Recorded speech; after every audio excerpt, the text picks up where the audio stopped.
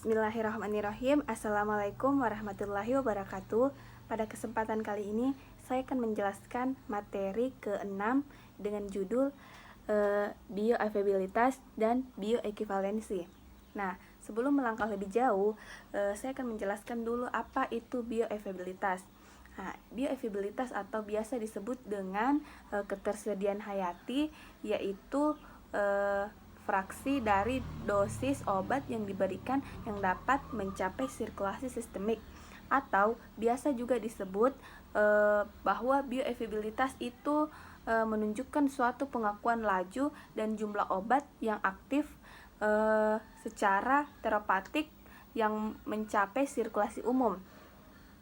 Nah, selanjutnya itu bioekivalensi. Bioekivalensi merupakan respon terapeutik atau standar yang ditetapkan dari suatu produk obat terhadap obat lainnya. Nah, alasan utama dilakukannya studi bioekivalensi yaitu oleh karena produk yang dianggap ekivalen, yang dimana farmaseutiknya itu tidak memberikan efek terapik yang sebanding dengan penderita. Kemudian adapun persyaratan bioekivalensi, yang pertama itu penetapan secara media, yang kedua sifat-sifat fitokimia, terus yang ketiga sifat farmakokinetik. Kemudian kita lanjut pada slide kedua, yaitu di sini ada rute pemakaian obat, yang dimana ada intravaskular dan ada ekstravaskular. Kalau intravaskular dia itu obat yang langsung ke dalam pembuluh darah. Contohnya itu seperti intravena. Contohnya itu seperti pemberian intravena atau injeksi. Nah, kemudian ada ekstravaskular. Kalau ekstravaskular dia itu obat yang melalui fase absorpsi. Contohnya itu pemberian obat secara oral. Kita lanjut kepada slide berikutnya. Nah, di sini kita bisa lihat ada penentuan aktivitas obat mulai dari bentuk sediaan sampai memberikan respon. Nah, di sini kita lihat ada tablet, ada granul, dan ada partikel halus. Nah, yang pertama itu tablet kapsul disintegrasi ke granul, kemudian granul menjadi partikel halus. Nah, setelah itu obat tersebut memasuki proses disolusi, yang dimana pada proses disolusi di sini maksudnya melarutnya zat aktif obat di dalam medium pelarutnya, kemudian obat tersebut diabsorpsi. Nah, setelah obat itu diabsorpsi, maka obat tersebut memasuki fase farmakokinetik, yang dimana ketika obat memasuki fase farmakokinetik, dia itu akan memasuki fase distribusi atau metabolisme.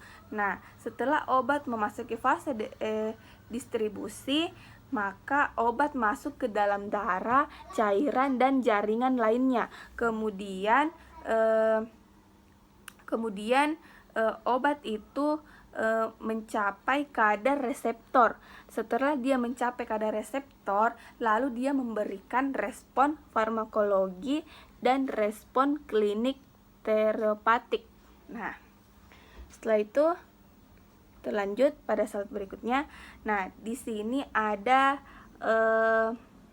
kurva atau plasma konsentrasi, yang dimana ada AUC dan ada Cmax dan ada Tmax, yang dimana pada AUC itu yaitu dimana AUC itu area di bawah ukuran kurva atau waktu konsentrasi dari tingkat ketersediaan hayati. Sedangkan Cmax itu konsentrasi maksimum yang diamati dari ukuran obat. Kedua, tingkat penyerapan dan tingkat ketersediaan hayati. Sedangkan Tmax itu waktu setelah pemberian obat, di mana Cmax itu diamati lalu diukur tingkat penyerapannya. Jadi kalau Tmax itu maksudnya dia itu waktu setelah obat diberikan, Kemudian Cmax ini diamati, lalu diukur tingkat penyerapannya bagaimana.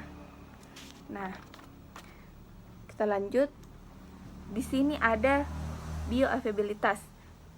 Pengertian dari bioavailabilitas, singkat saja seperti yang kita ketahui bahwa bioavailabilitas adalah ketersediaan hayati, yang dimana jumlah relatif atau presentasi obat itu masuk ke sirkulasi sistemik sehingga dia itu menimbulkan efek.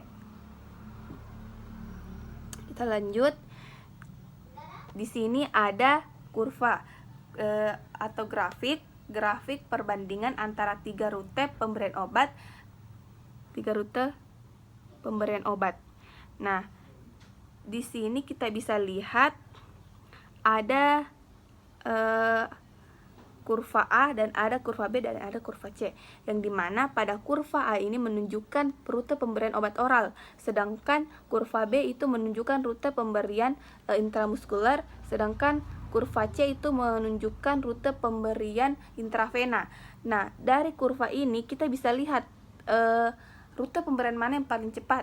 Tentu saja intravena. Mengapa demikian? Karena intravena dia tuh langsung ke pembuluh darah atau sirkulasi sistemik. Nah,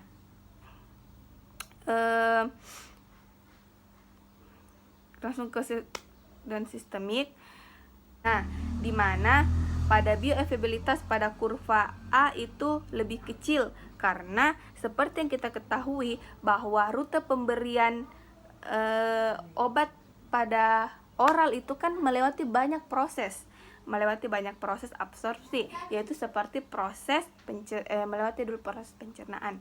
Nah, kemudian dan masih melalui eliminasi atau lintas pertama, sehingga dia itu bioavailabilitasnya itu kecil, sedangkan pada kurva B itu atau intramuskuler dia itu menunjukkan atau memberikan efek lepas lambat, sehingga untuk mencapai konsentrasi plasma dia membutuhkan waktu 1 sampai 2 jam untuk melihat dia menimbulkan efeknya, sehingga konsentrasinya juga sedikit kecil, lebih sedikit kecil begitu.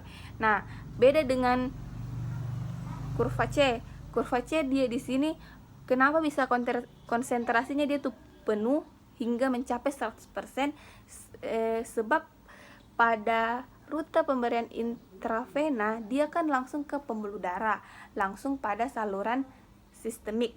Jadi obat yang diberikan pada intravena itu dia tuh langsung berefek karena langsung pada pembuluh darah.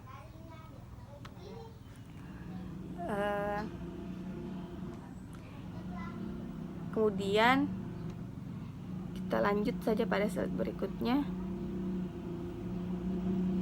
Di sini ada bioavailabilitas absolut, yang dimana pengertian dari bioavailabilitas absolut itu merupakan perbandingan dari bioavailabilitas dari zat aktif obat di sirkulasi sistemik pada pemberian obat non intravena seperti pemberian obat per oral dan rektal dan lain-lain. Ada bioavailabilitas relatif, yang dimana bioavailabilitas relatif adalah suatu ukuran yang menunjukkan perbandingan kecepatan dan derajat suatu sediaan obat yang mencapai sirkulasi sistemik terhadap sediaan lainnya yang digunakan sebagai pembanding. Nah, di sini ada bioekivalensi. Nah, bioekivalensi itu seperti yang saya katakan tadi, studi bioekivalensi itu dilakukan karena banyaknya produk obat yang dianggap ekivalen, yang dimana farmaseutiknya itu tidak memberikan efek yang sebanding dengan penderita.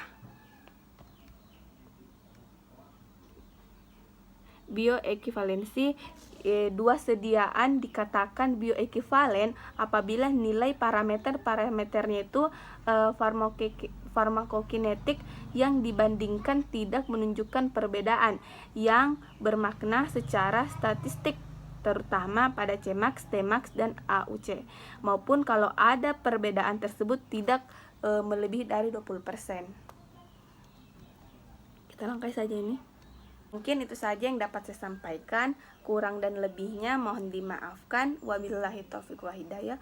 Wassalamualaikum warahmatullahi wabarakatuh.